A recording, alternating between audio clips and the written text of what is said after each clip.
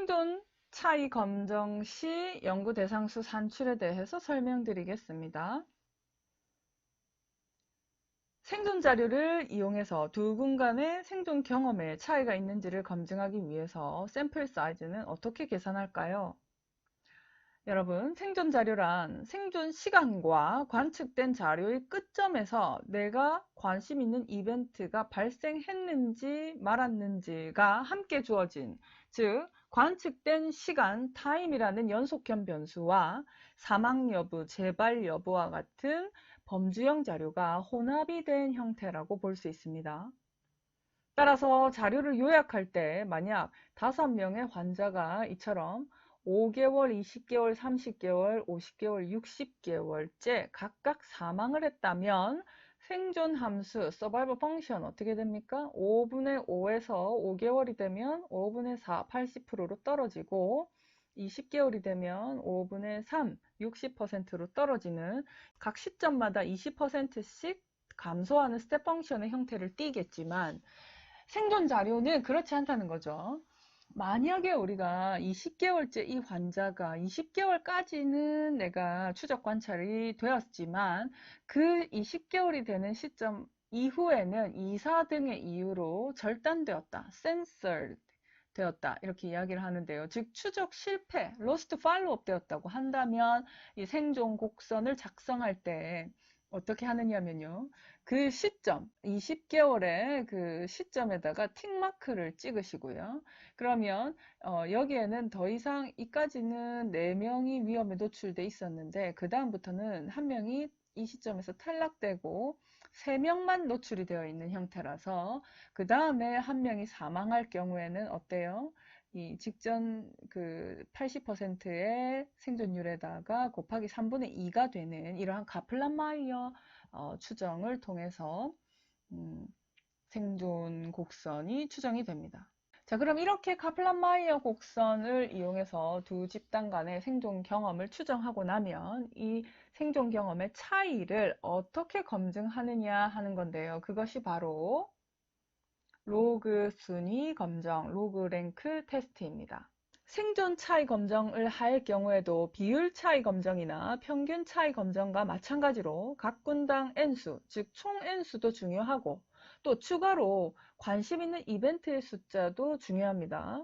가령 200명을 뽑았는데 내 관심 있는 이벤트가 사망이라고 할 경우 사망의 관측 빈도가 5밖에 되지 않는다면, 즉 5명에서 밖에 사망이 관측되지 않았다면 이러한 자료는 생존 분석에 큰 의미가 없기 때문입니다. 그래서 프리드만의 공식처럼 총 N수 뿐만 아니라 총 주요 사건 수도 함께 산출을 하시는 거죠. 자, 만약 연구 대상수 산출을 위해서 엔쿼리 어드바이저를 이용한다면 파일, 뉴 클릭하시고 서바이벌, 타임 투 이벤트 클릭하시고 집단 비교하고자 하는 집단수 클릭하시고 그러면 아래 가능한 검정들이 주어지는데요. 가장 기본적인 로그랭크 테스트 클릭하겠습니다. 유의 수준 5% 하에서 양측 검정을 실시할 경우에 어떤 특정 시점에서의 생존율이 여기서는 6개월째죠. 30% 그리고 50%라고 합시다. 그러면 자동으로 해저 레이쇼가 산출이 되고요. 그리고 그때 만약 80%의 파워를 어치브 하기 위해서 각 군당 몇 명이 필요한지를 보았더니 군당 91명씩 총 182명이 필요하고 이 중에 103명에서는 이벤트가 발생을 해야 된다라고 산출이 되네요. 우리가 비율 차이 검정, 평균 차이 검정을 할 때는 G파워를 이용해서 샘플 사이즈를 산출해 봤는데 G파워의 경우는 생존 경험의 차이 검증을 위해서는 연구 대상수 산출을 제공하지 않습니다. 그래서 오늘 제가 SWOG라고 하는 Southwestern Oncology 그룹에서 제공하는 statools.crep.org 홈페이지를 이용해서 더 많은 제약 조건을 추가했을 때 필요한 샘플 수 계산을 어떻게 계산할 수 있는지 제가 알려드리겠습니다. 자, 검정력 80%, 유의 수준 5%, 양측 검정, 군당 할당 원투원 얼로케이션 가정하겠습니다. 그룹 1의 미디언 서바이벌은 13개월, 그룹 2는 6개월 향상된 19개월이라고 합시다. 환자를 모집하는 총 기간은 3년, accrual period라고 합니다. 총 3년, 그리고 further follow-up을 6개월 동안 더 하겠다라고 전제 조건을 더 추가를 한 겁니다. 자, 그러면 이때 이런 조건이 주어졌을 때 필요한 연구 대상 수는 어떻게 산출이 될까요? 스타틀즈 접속하셔서 투암 서바이벌 클릭하시면 이러한 레이아웃을 보실 수가 있습니다. 이때 여기 보시는 것처럼 유저 인풋이라고 되어 있죠. 노랑 색깔로 표시된 부분만 정확히 입력을 하면 됩니다. 자, 우리는 층화 추출 아니기 때문에 여기에 1이라고 층은 없죠. 그래서 1이라고 쓰시고 군당 할당비가 1 to 1 allocation이니까 프로포션인 스탠다드 그룹은 0.5가 됩니다. 유의 수준은 알파 0.05이고요. 여기 years of accrual 이러면 accrual period가 3년이기 때문에 여기 3 쓰시고 years of further follow-up은 6개월이기 때문에 0.5년이죠. 지금 단위는 다 맞춰서 써주셔야 됩니다. 자, 그리고 자, 잘 모르겠죠. 해저드 레이쇼 넘어가고 파워 0.8 씁니다.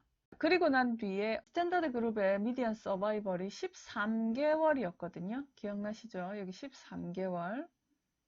50% 미디안 서바이벌이라고 하는 것이 환자의 절반, 50%가 살아있는 시점이라고 했는데 그것이 50%가 살아있는 시점이 13개월이기 때문에 이것을 년으로 환산하면 13 나누기 12 해서 1.083 이렇게 돼요. 자, 따라서 여기 해저드 레이쇼를 산출을 해서 기입을 하게 되는데 해저드 레이쇼란 로그 생존율 분의 로그 생존율이에요. 자, 그래서 여기서 제가 생존율을 지금 계산을 했거든요. 특정 시점에서의 생존율을 지금 계산해서 마이너스 로그